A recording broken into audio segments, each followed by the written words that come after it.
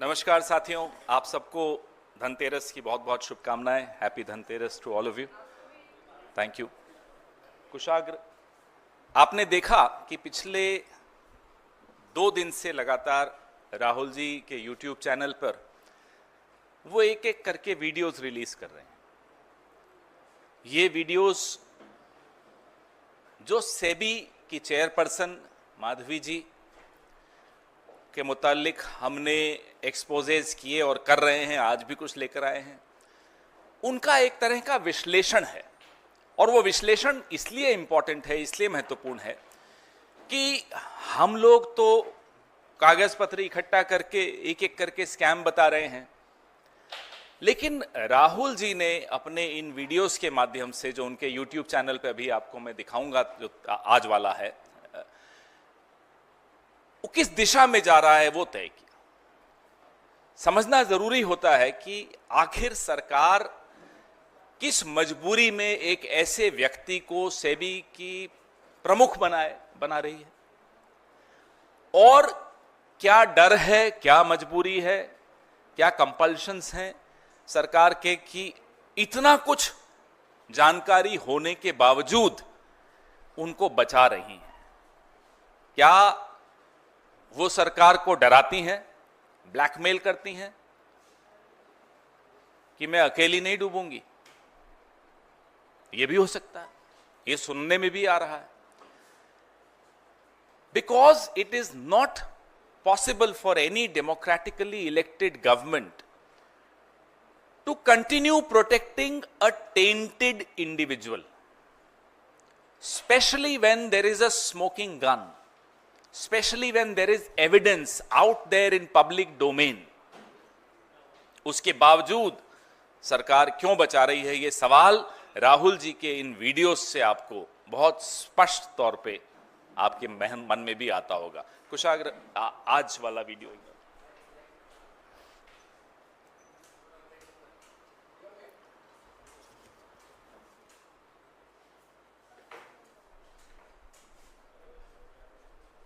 So I'm wondering if there is someone from the national security establishment sitting in this little box.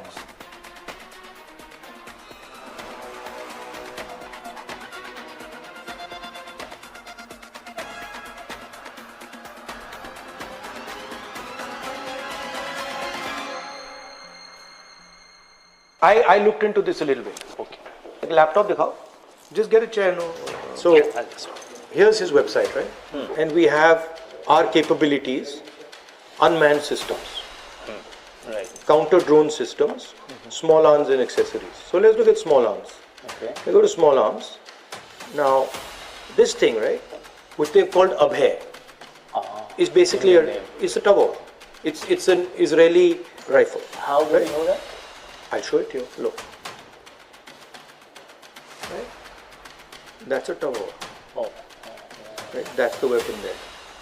Okay? Right. And that's his weapon.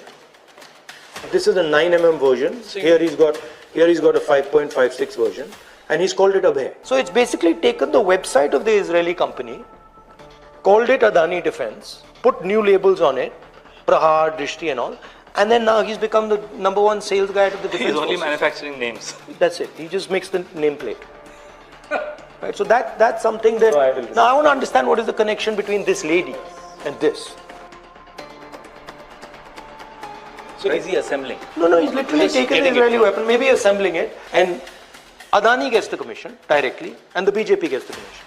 Right. So it's a bypass of that entire structure. Right. If you look at this thing called the Prahar, and so I go here and I say Israeli light machine gun.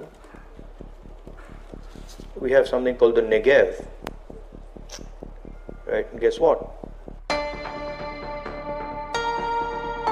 Here it is. See, here's the Negev. Right. And what's interesting is it looks exactly मैंने सोचा नहीं था कि ऐसा भी हो सकता है। ये अंडरमाइन करता है दो चीजें, देश की सुरक्षा को और नौजवान के भविष्य को। राहुल जी लगातार अग्निवीरों से आप देखते हैं मिल भी रहे हैं और सरकार को बार बार कॉर्नर इस मुद्दे पर कर रहे हैं कि भाई आप क्या कर रहे हो देश की सुरक्षा के साथ और नौजवानों के भविष्य के साथ, आप क्यों खेल रहे हो। जो पैसा हमारे जवानों की ट्रेनिंग में जाता था, हमारे जवानों के पेंशन में जाता था, हमारे जवानों के परिवारों को कैंटीन दिलवाने में जाता था और हमारे जवानों के कॉम्पनसेशन के लिए जाता था, और वो जो पैसा है उसको समझने के लिए, वो जा कहां रहा है उसको समझने के लिए आपको एक और लेबल समझना पड़ेगा, अदानी डिफेंस। अग्निवीर का पैसा उधर जा रहा है, इस साइड से अग्निवीर के जवानों का पैसा निकलता है आपकी जेब में से और सीधा अदानी जी के जेब में जाता है। यह है सिस्टम। ट्रेडिशनली डेमोक्रेसी में क्या होता है, विपक्ष और मीडिया का एक अनस्पोकन अंडरस्टैंडिंग होती है। मीडिया मुद्दे लाकर देता है विपक्ष को, या विपक्ष मुद्दे लाकर देता है मीडिया को, और लोकतंत्र को वो लोग रोबस्ट रखते हैं, जिंदा रखते हैं, हेल्दी रखते हैं। आपके पास फ्री प्रेस नहीं है तो कैमरा घूमेगा नहीं, कैमरा एक पे फोकस हो जाएगा।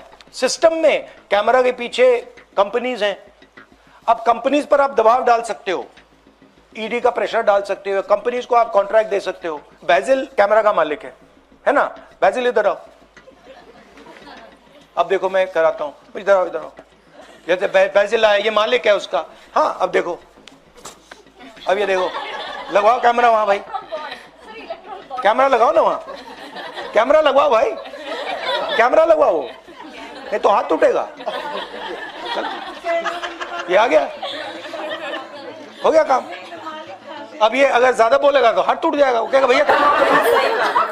तो ये चल रहा है। तो पावर को इन्होंने कैसे सेपरेट किया, इन्होंने अपने लोगों को सारे इंस्टीट्यूशन में डाल दिया, ईडी में डाल दिया, सीबीआई में डाल दिया, इनकम टैक्स में डाल दिया, एजुकेशन सेबी में डाल दिया, माधवी बुच।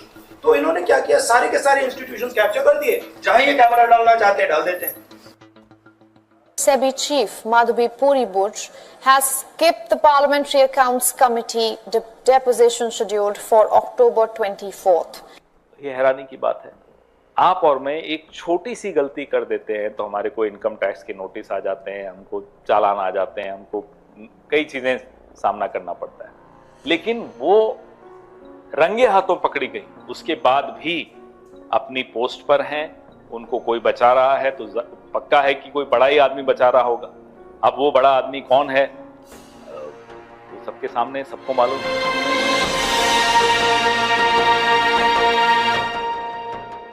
ये सवाल जो इस वीडियो के दौरान और इस वीडियो के अंत में और इससे पहले के जो 2 वीडियोस राहुल जी के YouTube चैनल पे आपने देखे, कौन है ये बड़ा आदमी, कौन है ये बड़ा आदमी?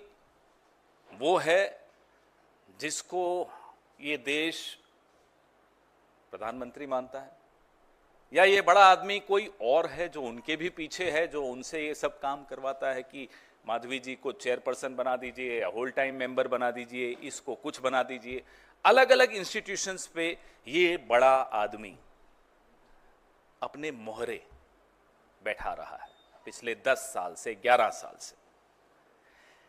हमने आपको, मुझे याद है 2 सितंबर से ये श्रृंखला हमने शुरू की, we started this series on the 2nd of September, जिसमें ये बताया कि आईसीआईसीआई कैसे लगातार सेबी की होल टाइम मेंबर को पैसे दे रहा है। अब वो कभी कहते हैं रिटायरमेंट बेनिफिट है, कभी कहते हैं रेजिग्नेशन दिया, कभी कहते हैं रिटायर हुई। अब कुछ आपको ये नहीं समझ में आएगा जब तक आप पूरी तहकीकात नहीं करेंगे, जब तक आप पूरे कागज नहीं देखेंगे, और जब पूरे कागज देख लेंगे तो आप हैरान हो जाएंगे। 16.8 crore 16.8 crores was given to her by ICICI in the form of salary, ESOPs, TDS, जो उन्होंने, मैंने आपको सब बताया था। वायलेशंस क्या थी ये भी आपको बताई थी। 6 सितंबर को ये बताया कि उनकी एक प्रॉपर्टी वोकार्ड के मालिकों को उन्होंने किराए पे दी बंबई में, 2 करोड़ 16 लाख उसकी किराए की आमदनी हुई। वायलेशंस क्या थी सेबी की ये करने से, ये भी मैंने आपको बताया। 10 सितंबर को मैंने बताया कि उनके पति और उनकी एक कंसल्टेंसी कंपनी है अगोरा एडवाइजरी सर्विसेज लिमिटेड, वो जो सरेआम जिसके बारे में माधवी जी ने झूठ बोला कि ये डॉर्मेंट हो गई है, हमने आपको बताया कि ना केवल वो चल रही है, 99% शेयर्स माधवी जी के पास हैं उसके, और लगातार ऐसी कंपनियों को कंसल्टेंसी दे रही है जिन कंपनीज का सेबी से कुछ न कुछ केसेस चल रहे हैं, और सेबी उनको मॉनिटर करती है, सेबी के वो परव्यू में आती है। So we prove to you how Agora is not dormant as claimed by Madhavi ji, how Agora was not only not dormant, it is 99% shares are held by Madhvi ji. It is continuing to give consultancy services to companies which come under the purview of SEBI. हमने आपको ये भी बताया कि 2017 से 21 के बीच में कैसे फॉरेन एसेट्स उनके, कैसे चाइनीज फंड्स में उन्होंने अपनी इन्वेस्टमेंट्स की और ये सब क्या वायलेशंस हैं, ये सब हमने आपको बताया। ये मैं रिकैप इसलिए कर रहा हूं कि बीच में काफी दौर गुजर गया तो आप शायद भूल गए हों। आज मैं आपके सामने कुछ नई एलिगेशंस, नए चार्जेस, नए आरोप लेकर सामने आ रहा हूं। सेबी चेयरपर्सन माधवी जी की एक और प्रॉपर्टी बंबई में, जो उन्होंने green world Buildcon and infra private limited नाम की एक कंपनी को किराए पे दी 2021 और 22 में। यह कंपनी क्यों महत्वपूर्ण है? क्योंकि इस कंपनी के जो मालिक हैं मुकुल और विपुल बंसल, इनका एक बड़ा हिस्सा प्रोफेशनल लाइफ का इंडिया बुल्स की टॉप पोजीशंस पे रहने से। ये इंडिया बुल्स इसलिए महत्वपूर्ण है, आप सब जानते हैं, आपने इंडिया बुल्स के बारे में स्टोरीज की भी हैं, लिखी भी हैं। सेबी से इंडिया बुल्स के कई केसेस, कई एफिडेविट्स जो सेबी ने अलग कोर्ट्स में और रेगुलेटर्स को दिए, इंडिया बुल्स के जितने भी मामले थे उनको चलते। तो इंडिया बुल्स के जो टॉप मैनेजमेंट के लोग रहे हैं, उनकी कंपनी को आप अपनी दूसरी प्रॉपर्टी, पहली प्रॉपर्टी वोकार्ड, दूसरी property green world Buildcon and infra private limited, Mukul और विपुल बंसल को दी। 21 और 22 के बीच में यह प्रॉपर्टी किराए पे दी थी। इस दौरान रेगुलेटरी एक्शंस सेबी द्वारा, अन्य रेगुलेटर्स द्वारा, जिनसे सेबी कागज देता था इंडिया बुल्स के विषय में, ये हुए हैं। और इसमें भी सेबी का जो code on conflict of interest है मेंबर्स के लिए 2008 का, उसका सेक्शन 4, 7 और 8 का बहुत स्पष्ट वायलेशन है। नंबर 2,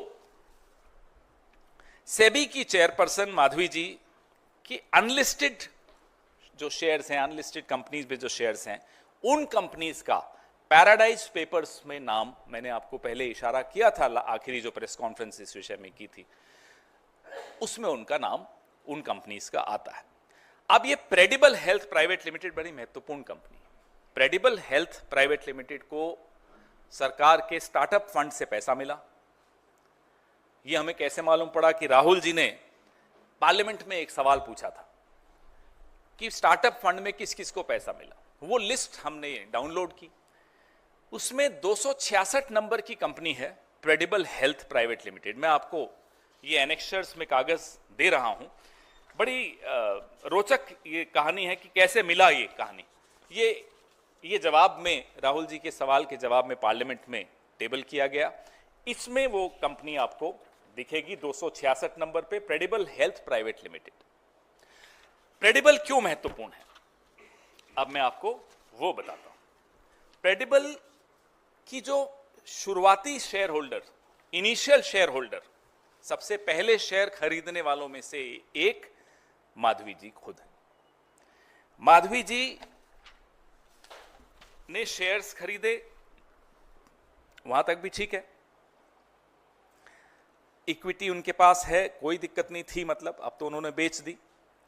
226 गुना ज्यादा कीमत पर 5 साल तक रखने के बाद 2021-22 में उन्होंने एक अमेरिकन कंपनी को ये इक्विटी बेच दी, प्रेडिबल की।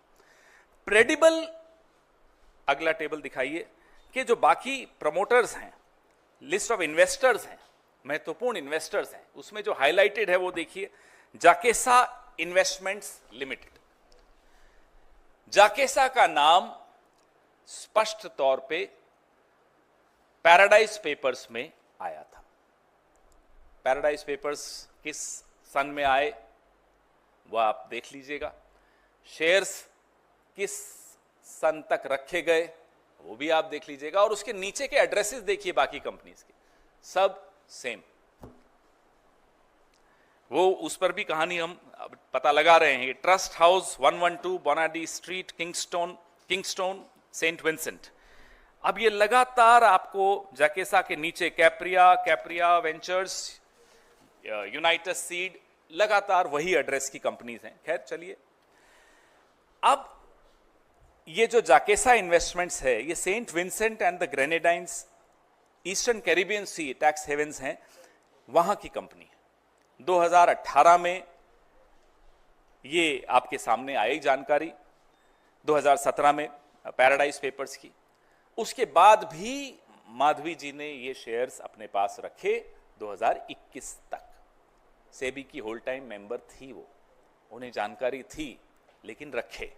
क्यों रखे, पूछिए उनसे। अब मैं आता हूं एक और व्यक्ति पर जो सेबी से जुड़ा हुआ है, माधवी जी के अलावा। उनका नाम है अनंत नारायण। ये हैं होल टाइम मेंबर अनंत नारायण। इन्होंने भी अपनी एक प्रॉपर्टी एक ऐसे स्टॉक ब्रोकर को दी। स्टॉक ब्रोकर को, सेबी का होल टाइम मेंबर अपनी प्रॉपर्टी एक स्टॉक ब्रोकर को दे रहा है, जिसको वो रेगुलेट करता है। अनंत नारायण गोपाल कृष्णन 10 अक्टूबर 2022 को होल टाइम मेंबर बने और इन्होंने जो अपनी मुंबई की प्रॉपर्टी है थंगम विनोद राजकुमार को दी। ये स्टॉक ब्रोकर हैं। आईएमसी इंडिया सिक्योरिटीज के नाम पे एक ब्रोकरेज फर्म है इनकी, जो सेबी द्वारा रेगुलेटेड है। ये हैरानी की बात है कि माधवी जी भी यही करती हैं, उन्हीं कंपनीज को अपनी प्रॉपर्टीज किराए पे देती हैं जो सेबी रेगुलेट कर रहा होता है जिन कंपनीज को, और होल टाइम मेंबर अनंत जी भी वही करते हैं। ये अनंत जी मेंबर हैं market intermediaries regulation and supervision department, MIRSD, SEBI के भीतर जो डिपार्टमेंट है। सीधा स्टॉक ब्रोकर्स उनके परव्यू में आते हैं। उस व्यक्ति को उन्होंने अपनी किराए पे प्रॉपर्टी दी। ये भी एक सेक्शन 4, 7 और 8 का सेबी का कोड जो है उसका वायलेशन है। अगला इनका क्या एक्सपोजे है कि अनलिस्टेड कंपनीज में नारायण साहब भी अपनी शेयर्स, अपनी equity, proud security and credits private limited, proud अब जो है इनक्रेड नाम हो गया है उसका, INCRED, InCred capital. 1 lakh shares, 2 crore के शेयर्स, जिसकी आज की वैल्यूएशन अगर हम कंपनी के वैल्यूएशन के हिसाब से देखें तो 70 करोड़ की वैल्यूएशन है इस कंपनी में इनके शेयर्स हैं।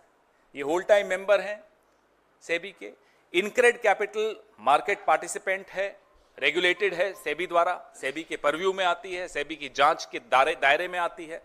उस कंपनी के 70 करोड़ के शेयर्स और उस कंपनी की वैल्यूएशन है 8,800 करोड़। उसके 70 करोड़ भागीदार, हिस्सेदार सेबी के होल टाइम मेंबर हैं उस सेबी के, जिस सेबी के परव्यू में इनक्रेड कैपिटल आती है। हमें यह नहीं समझ में आता कि ऐसी कंपनी जो, और ये इनक्रेड बड़ी कंपनी है, स्पेशलाइज करती है पोर्टफोलियो मैनेजमेंट सर्विसेज में, ऑल्टरनेटिव इन्वेस्टमेंट फंड्स में, AIF जिसको हम कहते हैं, और पूल्ड इन्वेस्टमेंट्स। मतलब ये सारी जो ये गतिविधियां हैं इस कंपनी की, वो सेबी के सीधे परव्यू में आती हैं और होल टाइम मेंबर के परव्यू में आती हैं। फिर भी उन्होंने उस कंपनी के शेयर्स रखे हैं। हमारे सवाल हम पूछना चाहते हैं, माधवी जी ने अपनी दूसरी प्रॉपर्टी भी ऐसी कंपनी को क्यों दी जिस कंपनी का सीधा सेबी से लगातार रिश्ता है? नोटिस का रिश्ता है, एफिडेविट्स का रिश्ता है, इंक्वायरीज का रिश्ता है, रिश्ता ही रिश्ता है। क्यों माधवी बुच ने ऐसी कंपनीज में शेयर्स रखे, ये जानने के बाद जब पैराडाइज पेपर्स में उसके इन्वेस्टर्स के नाम आए? क्यों अनंत नारायण जी ने, जो होल टाइम मेंबर हैं सेबी के, अपनी प्रॉपर्टी एक ऐसे स्टॉक ब्रोकर को दी जो सेबी की जांच के दायरे में आता है, जिसको सीधा रेगुलेट सेबी करता है? क्यों अनंत नारायण जी ने ऐसी कंपनी में शेयर्स रखे, होल टाइम मेंबर बनने के बाद भी रखे, जो सेबी के दायरे में आती है, रेगुलेट होती है। ये सवाल हमारे हैं, फिर आएंगे, ऐसा नहीं है कि खत्म हो गया। और मैं आपको आपके सवालों से पहले ये दिखाना चाहता हूं, ये पैराडाइज पेपर्स आईसीआईजे की जो लीक्स हुई थी, ये जाकेसा का नाम है। इसमें स्पष्ट तौर पे अगर आप वापस उस कागज पे, उस पेपर पे ले जाएं तो सबको दिखाई देगा। ये वाला महत्वपूर्ण है ये। So we have shown to you more violations, but we still don't have an answer. $1 million question, since we are talking about money. अरबों रुपए का सवाल, माधवी जी को क्यों बचाया जा रहा है? उससे पहले करोड़ों का सवाल, माधवी जी को वहां बैठाया क्यों था? ये सब कहीं इशारा कर रहा है। इशारा राहुल जी ने स्पष्ट आज किया है। हम आगे और उस पर खुलासे करेंगे, क्योंकि आपने देखा सुप्रीम कोर्ट ने एक कमेटी बनाने को कहा, उसमें भी सेबी ने लगभग गौतम अडानी जी को कहीं संदेह से बाहर कर दिया, लगभग क्लीन चिट दी। आप समझ रहे हैं कि ये कहां जा रहा है, आपको दिख रहा है कि ये कौन इन्हें बचा रहा है, किसका डर है प्रधानमंत्री पर 56 इंच पर कि वो सेबी की चेयरपर्सन पर एक्शन नहीं ले पा रहे। किसी को बचाना है, दोस्ती हो तो ऐसी हो, नहीं तो हो ही नहीं। हम सब बचपन के दोस्तों को याद करते हैं कि वो दोस्त था, लेकिन हमें एक चीज से बड़ी जलन होती है मोदी जी की, और बहुत जलन होती है। ऐसा दोस्ती, ऐसा याराना भगवान सबको दे। आपके सवाल।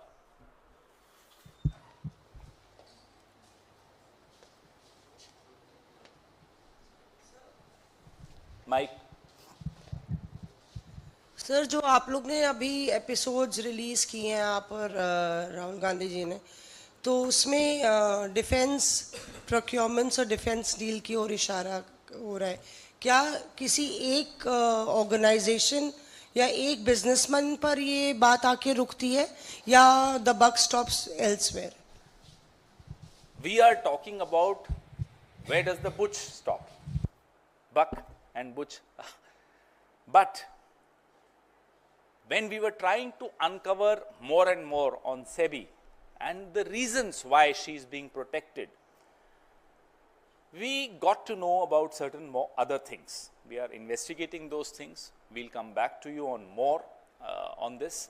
But yes, it does point out, because every sector that you see, important sectors of the economy, are going under one person's control, Gautam Adani's control, Prime Minister's very dear friend's control, including the defense sector, whether it's cement, whether it's power, whether it's coal, whether it's ports, whether it's airports, and now defense. So as you saw in the video released by Rahul ji on his YouTube channel, how the website of an Israeli defense company is replicated ditto on Adani Defense. Nothing changes but the names. So government definitely is trying to push one man in the defense sector. We had in the past, Rahul ji had raised the issue of Rafale, how HAL under the UPA had got the contract which included technology transfer, which included manufacturing here in India by HAL, by a PSU. How it was snatched away from HAL and given to another friend of the Prime Minister, Mr. Anil Ambani. Likewise, now you see a repeat story of Rafale, but at a larger scale. Whether these are rifles, whether these are drones, you can go on the website and you will see. And it will be a shocking exposure to you, to all of us, how everything is identical. It matches. Just the names change. Vaibhav, Ajay, Hindustan के नाम है, product exactly वही है। तो PSU नहीं है अब गौतम अडानी। इस पे हम और काम भी कर रहे हैं। बड़ा अच्छा सवाल था आपका।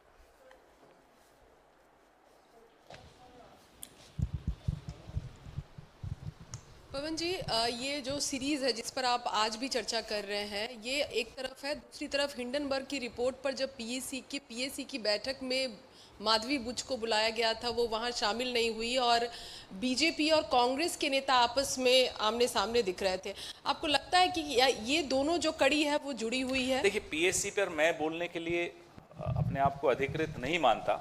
उस पे हमारे पीएससी के चेयरमैन ने बोला था उस दिन। लेकिन हाँ, जनता, देश का विपक्ष, देश के पत्रकार हैरान हैं उस कदम पर जो उन्होंने उस दिन उठाया। इसमें कोई शक की बात नहीं। पवन सर, एक सवाल है। पहले माधवी बुच जी का कॉन्फ्लिक्ट ऑफ इंटरेस्ट दिखाया आपने, आज एक और मेंबर का सेबी के सदस्य का दिखाया। ऐसे कितने लोग हैं जिनके इस तरह के वेस्टेड इंटरेस्ट हैं, जो रेगुलेटर है वही इन्वेस्टर हो जाता है, वही अपनी प्रॉपर्टी को रेंट आउट करता है? ऐसे और भी लोग हो सकते हैं सेबी? हो सकते हैं। अभी मैं, जब तक मेरे पास कागज नहीं आएंगे, मैं नहीं दावे के साथ नहीं बोलूंगा। कई लोग हैं जो इस पे काम कर रहे हैं। कुछ इंडिपेंडेंट जर्नलिस्ट भी हैं जो इस पे काम मेहनत कर रहे हैं। उम्मीद करते हैं कुछ निकलेगा। पवन सर, कौन सर दिस साइड। सर, आपने कहा कि माधवी बुच को लेकर तो आप खुलासा कर रहे हैं, एक और प्लेयर को किया, तो क्या लगता है आपको यही लोग हैं, और क्या सिर्फ डिफेंस सेक्टर ही है जहां तक ये बात रुकती है? क्योंकि आपने एक नहीं, तमाम कंपनियां जो लिस्टेड हैं वहां पर कहीं ना कहीं इन्वॉल्वमेंट का आरोप आप लोग लगा रहे हैं। पीएसी की बात पे आप नहीं कहना चाह रहे, लेकिन इसका सॉल्यूशन क्या है? कब तक ये चीज़ बाहर निकल के आ पाएगी आप लोगों के सामने और पब्लिक के सामने? ये सब चीज़ कैसे आएगी? क्योंकि ये आफ्टर ऑल आप बता रहे हैं, ये पब्लिक का ही पैसा है जो यहाँ से वहाँ, इधर से उधर किया जा रहा है अलग अलग शेयर्स के माध्यम से। तो क्या सिर्फ ये बॉल यहीं पर रुक रही है, और क्या सिर्फ इसमें डिफेंस सेक्टर ही है, या और भी सेक्टर्स की बात सामने आ रही है? और भी सेक्टर अवश्य हैं और होंगे। डिफेंस सेक्टर बहुत महत्वपूर्ण है। कारण जानना जरूरी। देखिए, सूरज की रोशनी सारे इन्फेक्शंस खत्म कर देती है। Sunlight is the best disinfectant. जानकारी होना जरूरी है, सब कुछ सामने आना जरूरी है, लोगों के सामने, पत्रकारों के सामने, मीडिया के सामने, हमारे विपक्ष के सामने, देश के सामने आना जरूरी है। ये जो सवाल हम पूछ रहे हैं, ये एक तरह से सनलाइट लाने की एक कोशिश है। फिर हमें मालूम पड़ेगा कि ये कितना, जिसकी जड़ें कितनी गहरी, किन किन सेक्टर्स पे ये प्रभाव डालता है, किन किन सेक्टर्स पे प्रधानमंत्री के दोस्त की रुचि है। क्या उस दोस्त को बचाने के लिए, उस दोस्त के हितों की रक्षा करने के लिए रेगुलेटरी बॉडी, इतनी महत्वपूर्ण रेगुलेटरी बॉडी, सेबी जैसी रेगुलेटरी बॉडी पे ऐसे व्यक्तियों को बैठाया गया जो कॉम्प्रोमाइज्ड है। क्योंकि कॉम्प्रोमाइज है, इसलिए वो आपकी हर बात मानेंगे। आप उन्हें हटाएंगे, न वो आपको गिरने देंगे।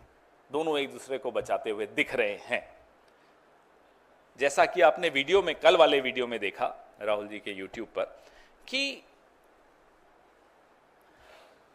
कमाल की बात यह है, लोग बात करने लग गए, लोग सवाल खड़े करने लग गए कि ऐसी क्या मजबूरी है प्रधानमंत्री की कि एक सेबी की चेयरपर्सन से इस्तीफा नहीं ले पा रहे? क्या वो डरा रही हैं? डरा रही हैं तो किस बात से डरा रही होंगी? कोई तो कारण होगा डराने का। क्या वो कारण गौतम अडानी है? ये सवाल बड़े जरूरी हैं और इनका जवाब ढूंढना उससे भी ज्यादा जरूरी है। जो आपने सवाल पूछा, उसका जवाब तभी मिल सकेगा जब इन तमाम सवालों के जवाब आएंगे। तब मालूम पड़ेगा किन किन सेक्टर्स में किसकी क्या इंटरेस्ट, किसके क्या हित हैं, जिनको बचाया जा रहा है। Sir, I'll just come back to you.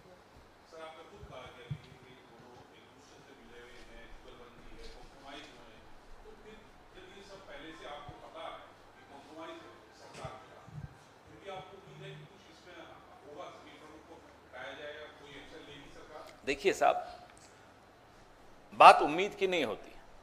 बात ये होती है कि हम जानते हैं कई चीजें, आप भी जानते हैं, हम ये भी जानते हैं कि जो अपने आप को सबसे ज्यादा मजबूत और वीर मानता है वो बहुत ज्यादा डर जाता है, कायर है। सेबी की चेयरपर्सन से डर गया। लेकिन जानने के बाद क्या हम डर के मारे घर बैठ जाएंगे? हम फिर भी खुलासे करेंगे, हम फिर भी सामने आएंगे, हम पर आप केसेस करें, हमको आप धमकियां दें, हमको आप लीगल नोटिस दें, आप करते रहिए। हमारी आप लोकसभा की सदस्यता छीन लें, घर से बाहर कर लें, आपको जो करना है कर लीजिए। विपक्ष की भूमिका में राहुल गांधी, विपक्ष की भूमिका में मल्लिकार्जुन खड़गे साहब, विपक्ष की भूमिका में पूरी कांग्रेस पार्टी, पूरा इंडिया गठबंधन लगातार खुलासे करेगा, डरेगा नहीं। Sir, I missed out a supplementary to my question, and you answered it in bits and pieces. There was mention of blackmail, as far as you know, she is blackmailing the PM or anybody in specific. Could you elaborate on it, because the message to the public is a bit vague about Okay, what sure, sort of a sure, blackmail sure. is I that? don't think that people would find it, but fair enough. I understand your question.